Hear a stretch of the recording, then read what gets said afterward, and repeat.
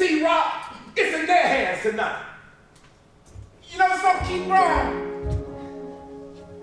I also believe it matters who hands it's in. Dr. Simpson, it really matters who hands it's in. Take a basketball and put a basketball in my hands. You see, I didn't grow up playing basketball. I don't play in the NBA. Got basketball in my hands. At best, I'll probably get about $30 for that basketball. But take that same basketball, go down to Orlando and give it to the Lighthouse. That basketball then will be worth more than $100 million. Class, it matters who hands it in. You know, that's interesting that you say that. Because while I love the sport of baseball, I truly believe that just that wooden bat, Louisville Slugger brand, is only worth about $65 in my hand. But if you take that exact same baseball bat and put it in the hands of Alex Rodriguez, and it's worth about $200 million. See? Matters whose hands. Oh, you know, I like that. I think that's good. But you know, I'm a person who likes to be driven. So if you take a race car and you put it in my hands, it would be worth an accident. But if you take that same race car and put it in Danica Patrick's hands or Dale Earnhardt Jr.'s hands, it would be worth millions of dollars. You see, it matters whose hands it's in tonight. How about this one? Yeah. Take that house I just bought. You know, when I walk down those stairs into that basement, I look at that basement, and at best in my hands, I can put a pool table there. Yes. I can put a plasma TV on the wall. ESPN. And I can have all of my friends join me. You see, but take that basement, put it in the hands of Mary McLeod Bethune, and then guess what? You get thousands of educators. You see, Bethune-Cookman, it really matters who hands is in.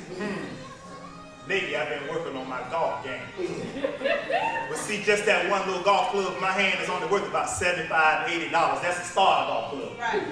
But see, if you take that same starter golf club and your daddy's name is Eldridge Wood, and at the age of 2, you put it in your son's hands, and you continue to work with him all the way through the age of 4, and then 10 and 14, and then you find yourself not only being worth 100 or 200 million, you end up generating, because that same starter golf club was placed in your hands at the age of 2, you start to generate $500,000. See, it truly matters whose hands it's in. Oh, I know that's right, I know. But you know what? When I was a little boy, I had surgery. Yeah, I had surgery. 2 of them, as a matter of fact. One at 4 and one at 5. That's probably while I was in special ed. You know what I'm saying? And then there was a scalpel involved. And you take that scalpel and you put it in my hands, and it would be worth some misdirected surgery.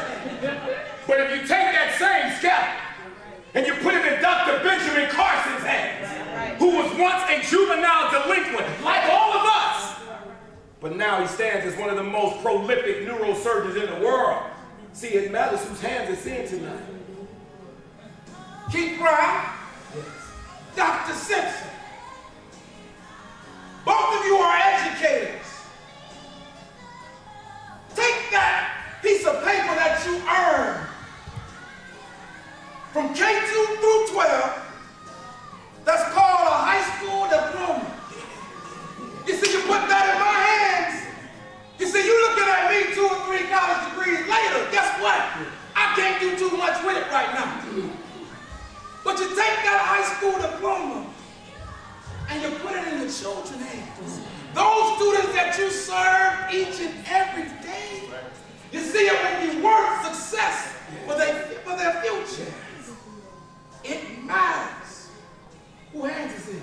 I got one more and we're going to let you in. No, go ahead. You know, I like that love and support that you get from a parent, because see, we all know that the level of parental involvement is truly going to determine the most common denominator to the child's success in any everything. So I think about those two little girls with those tennis rackets. By the name of Venus and Serena Williams. If you take a tennis racket, whether you wood, aluminum, or platinum, and put it in my hands, it's only worth about $70. But you put those two tennis rackets into the hands of those Williams sisters. You know, I think about Richard when he took them from Compton, California. And he went out there while they were shooting bullets all around them. And he went out there and he hit about 150 to 250 tennis balls at them every single day. See, and those hands of Venus and Serena both are worth over $250 million. See, it matters who's hands. And it was a book. And Mr. Robbins didn't look anything like me, but he was my height. And he looked in my eyes, and he told me a story. And Mr. Robbins, my white English teacher when I was in the 11th grade, he made me read Invisible Man. And he made me read Crime and Punishment, and he told me a story about Martin Luther King's hands. And then he told me a story about Muhammad Ali's hands. And I'd heard enough about Martin Luther King, so I wanted to hear more about Muhammad Ali. So he told me about the champ. And he told me the champ. He said the champ ran in a hospital, a children's hospital. And he ran in that children's hospital. And he said there was this little white boy. And he said the little white boy was in a room. Yeah. And the champ went in. And he said, son, I'm going to beat George Foreman.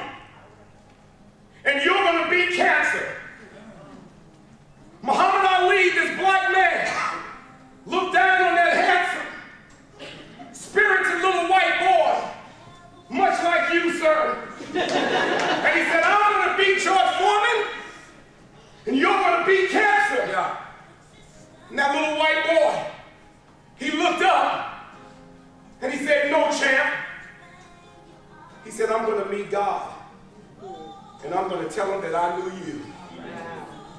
So as we close, with whose hands? We want to know, when your students stand, and when they see the ultimate, will they say that they knew you? Will they say they knew you? On behalf of the kings of motivation, J.R. Henderson.